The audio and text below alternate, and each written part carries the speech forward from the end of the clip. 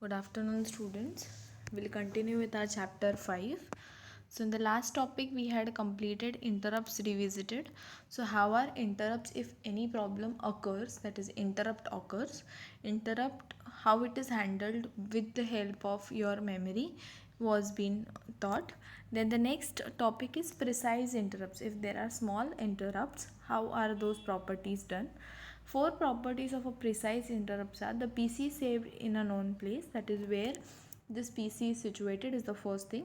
All instructions before that pointed to by PC have fully executed. Before that interrupt occurs, the instructions which were prior to those process are being completed or not. No instruction beyond that pointed to by PC has been executed. After the interrupt, any of the process task is not been executed. Execution state of instruction pointed to by PC is known. Which execution is to be done on the PC should be known to the particular process task. So execution state also should be known. So precise interrupts versus imprecise interrupts. So what is this?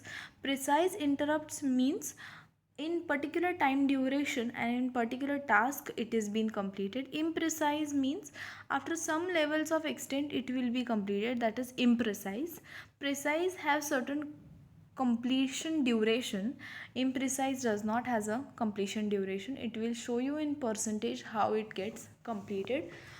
Precise can be controlled easily, imprecise not controlled easily. So these are the two types of interrupts, precise and imprecise. Now next topic is principles of IO software. So main topic here is principles of IO software. So the first topic in principles is goals of IO software. So goals are basically there are issues related to this and which they have solved: device independence, uniform naming, error handling. Error handling again is synchronous and asynchronous errors, and buffering, the last one. With that, how we can solve these issues? So device independence means it should be possible to write programs that can access any input device without having to specify the device in advance. So if two people are using that device, any other person using for the second time does not has to ask for that device every time. The program should be written in such a way that every time if a program needs a device, it can directly access it. I'm sorry. In any program should be able to read the file on any secondary memory, that is floppy disk, hard disk or a CD-ROM, without having to modify the program for each different device. So every time if a secondary device requires a device, it can directly go and access. It doesn't has to write some another program in the backend, should not be written for accessing those external devices over your main memory. Similarly, one should be able to type command and have to work with input coming from floppy disk and IDE disk or SCSI disk or keyboard, and the output going to any kind of disk or on the screen. So there should be device independency between devices also, that is device data from floppy disk can be accessed using IDE disk. If the floppy disk is not available, it can be used by SCSI disk also. It can be used through keyboard also. So such performings over the devices, the independency of the devices should also be there, and their outputs on the disk can also be seen on variable screens or variable disk. Operating system will take care of the problems raised by the fact that these devices really are differentiated, require very dissimilar command sequences to read and write. So overall these solution, if we want to make the device independent, what we have to do is we have to be relied on the operating system. Operating system has to take care of these problems and see that differentiation between these devices is there, that is floppy disk is different, IDE disk is different, your SCSI disk is different, your CD-ROM disk is different, your hard disk is different. All these things are different but in a dissimilar way, doing their own functioning, but also when commands come, they are sequenced for to read and write as per the availability of the program. Second is Uniform naming. Uniform naming. Why do you require uniform? Uniform is what?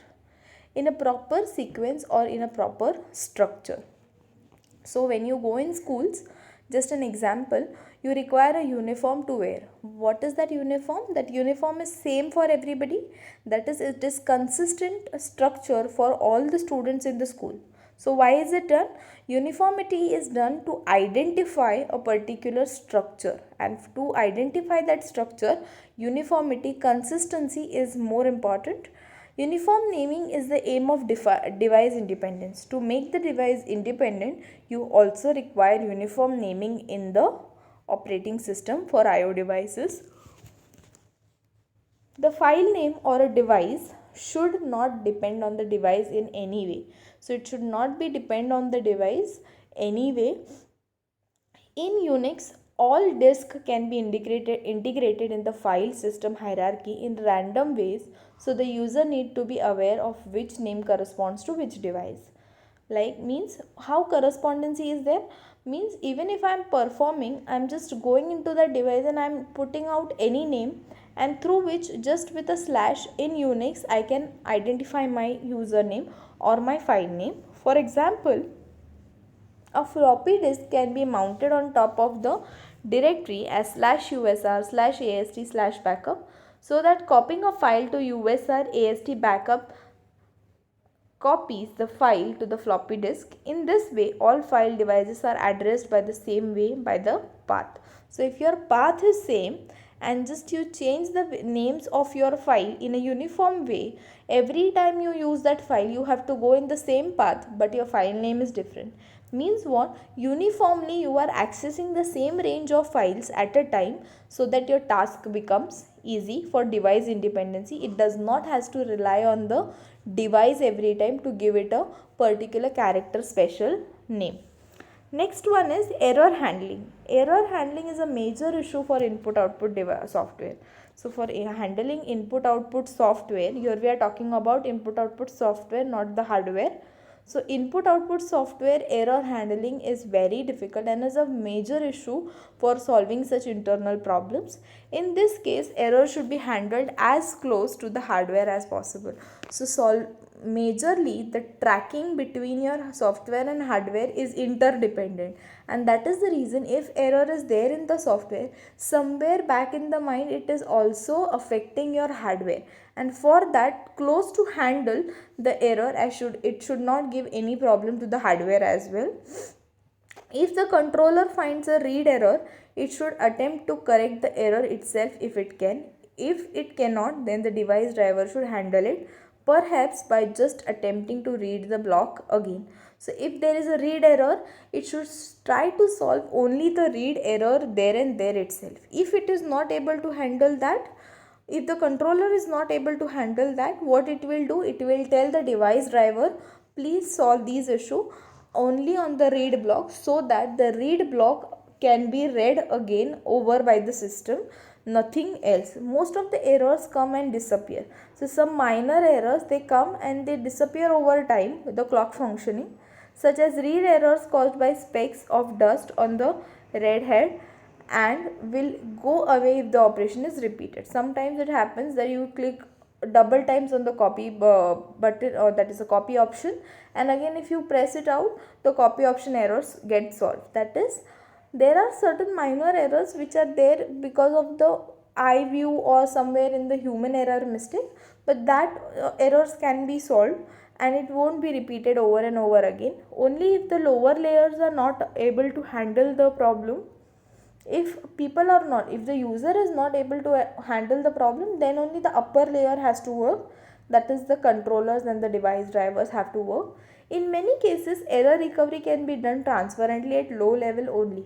Nowadays you have all the virus systems, you have error applications by which you can solve these errors, but if not in the lower level, then at the upper level the two types of errors are found out. That is, it can send block of device, that is synchronous, and asynchronous is input interrupt driven. To transfer two major topics, that is two solutions are there for error handling, asynchronous and synchronous. Asynchronous work on interrupt driven, that is when interrupt occurs, the interrupt handler or the device driver has to work. Synchronous has to work with blocking the data, block the data and stop it there only till the further comes into picture. The next one is buffering. Buffering is also a major issue of IO software. There is certain processing issue of the software always.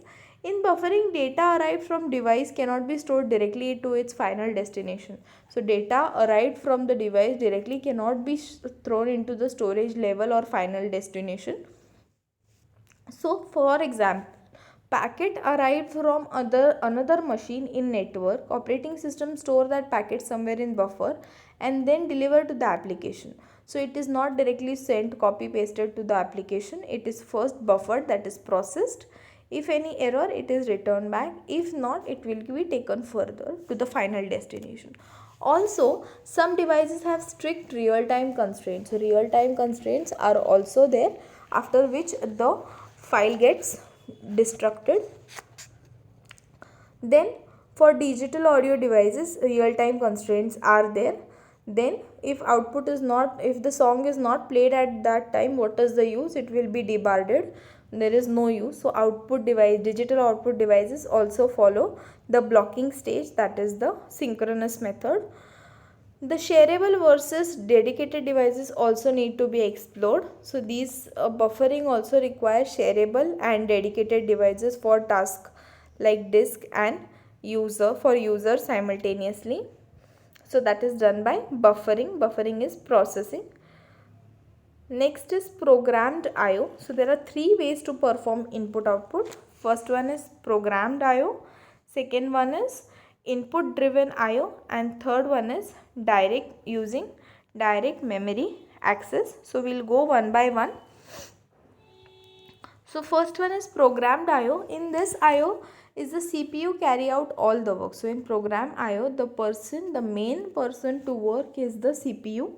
Programmed IO is straightforward. It is not somewhere mismatched. It is directly straightforward and has drawback of typing up the CPU permanent until all the IO is done. So all the IO operation until done, it will not set the CPU as permanent into that task.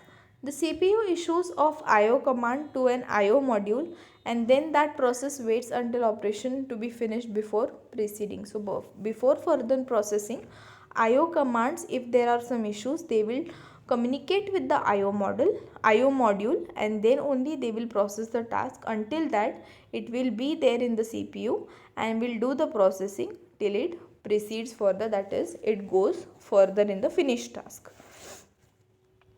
Next is input driven IO. This is the coding which is done for input driven IO. So interrupt driven IO, it's not input, it's interrupt driven IO. When CPU issues IO command in support to process, two possibilities exist.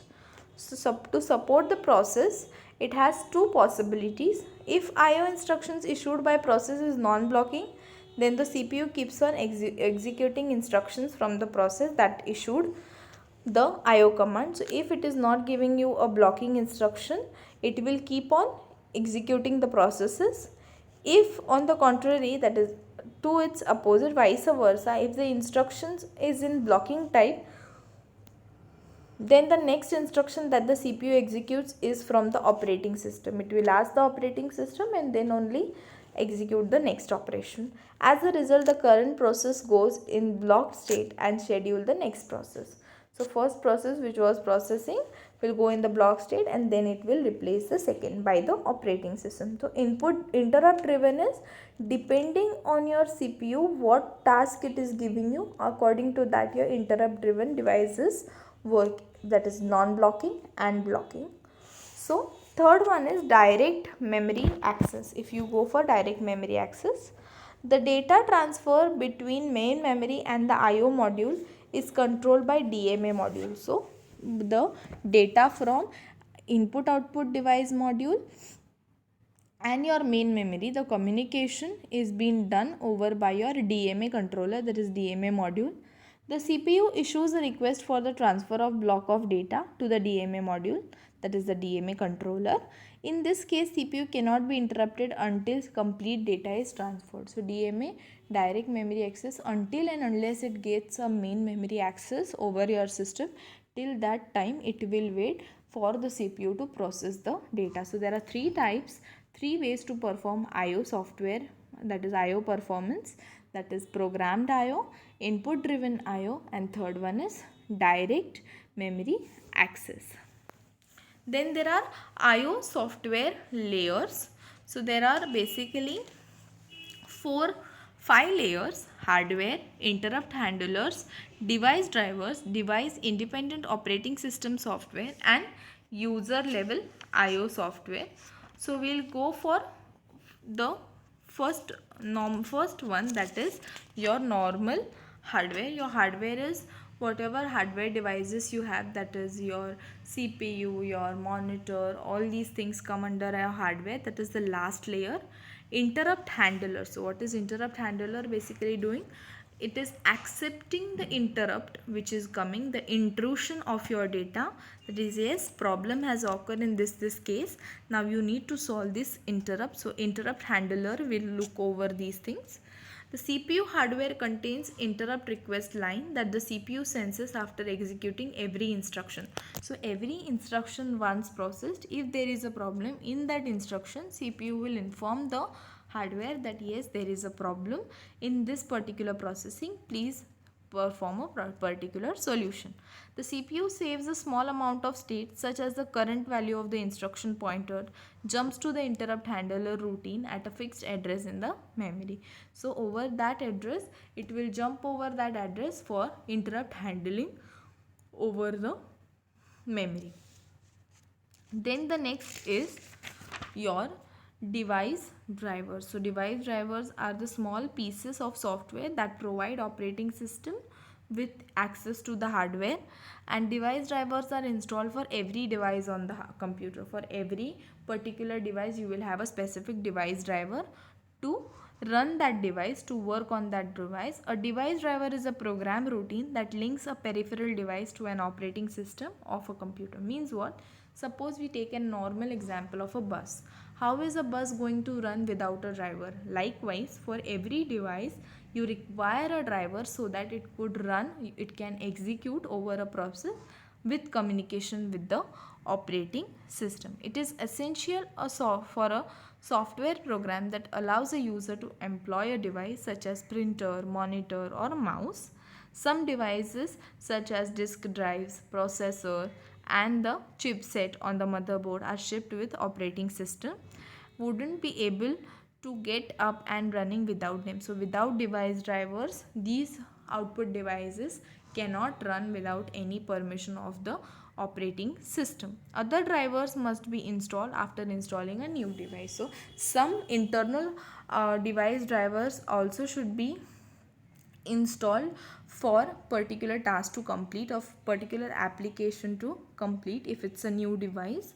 Then this is especially the case when you have an old operating system.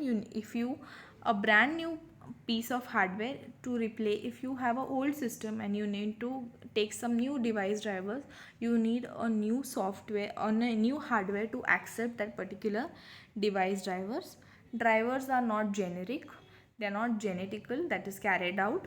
They are hardware dependent and operating system specific. They are hardware dependent means for particular hardware only they will be working, and on that they require a certain software, that is a certain certain operating system specific only. Means device drivers for Windows 8 will be different and their hardware also will be different.